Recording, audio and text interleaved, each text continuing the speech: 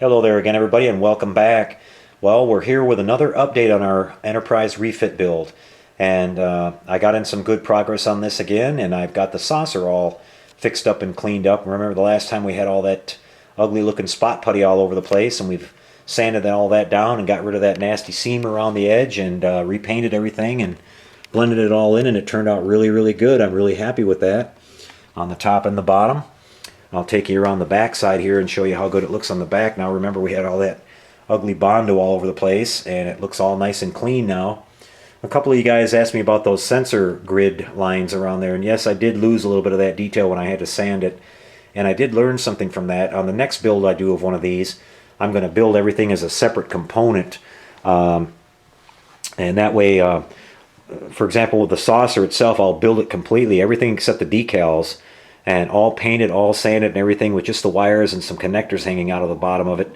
We'll do the same thing on the secondary hull and the nacelles, and that way all I have to do is just plug everything together and connect it, and all we'll have to worry about is putting the decals on at the end and filling in those little light leaks that you get on the little spots where they join. Other than that, everything will all be done. It'll be a lot easier to paint and sand that way. This is a big awkward model, and it's hard to get in those little areas and things and work when it's all assembled like that. So I learned something from that. But I'll show you here at the bottom.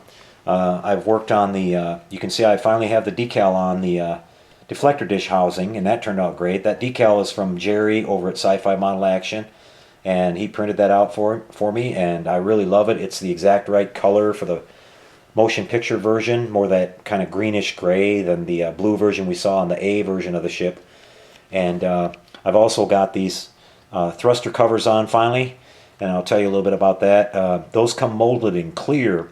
So what I did is I taped them down on a piece of tape.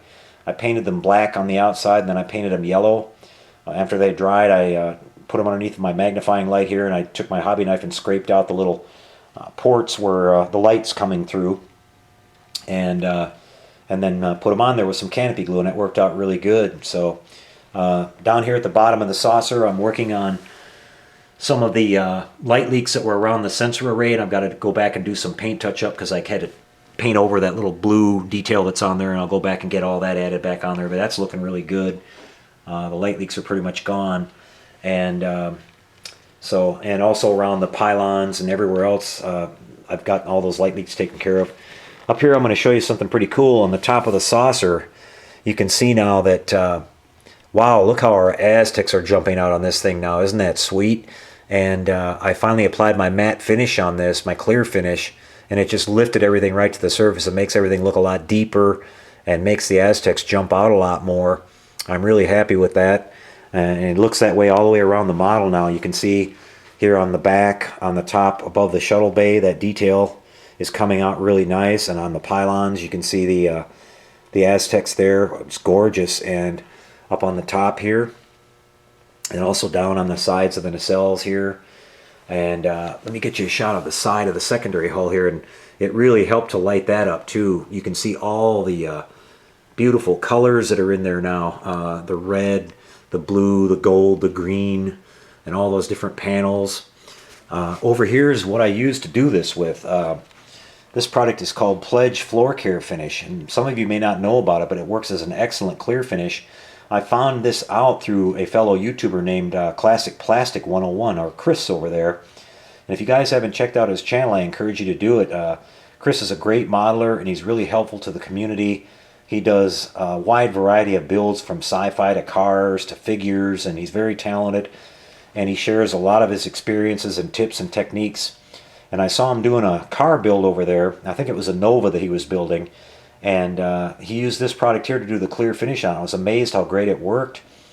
And so I applied it on this model, and I'm just extremely pleased with how it turned out. Now, some of you may think this is too shiny, but the original refit version was very shiny, and they actually had to go back and spray a bunch of dull coat all over that model to tone it down, because when they were doing post-production work with the old black screen effect, they found out it was causing artifacts from the light bouncing off the Aztecs and the shininess of the model.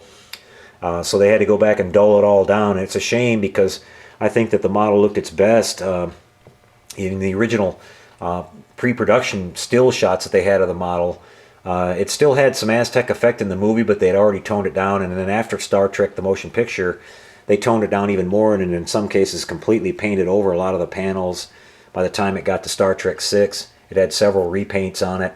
If you look very closely at the pictures of the model from the Christie's auction, you can see there are a few spots on the model where there's some of the original rainbow Aztec that's left, and like I said, it's just a shame that they had to paint all over that.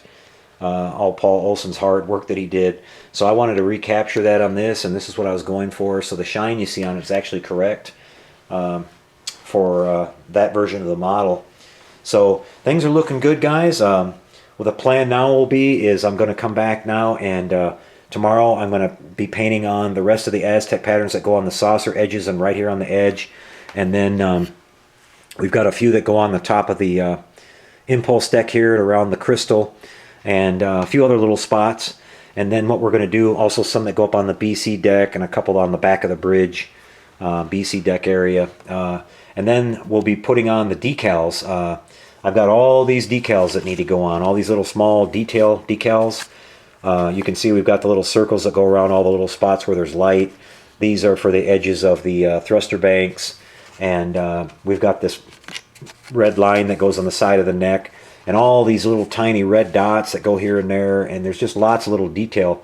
And of course the sensor band decals, I don't want to do any of that yet because I'm going to be using tape to mask off the Aztecs and everything, and that'll pull the decals off, so we'll wait and do those at the very end.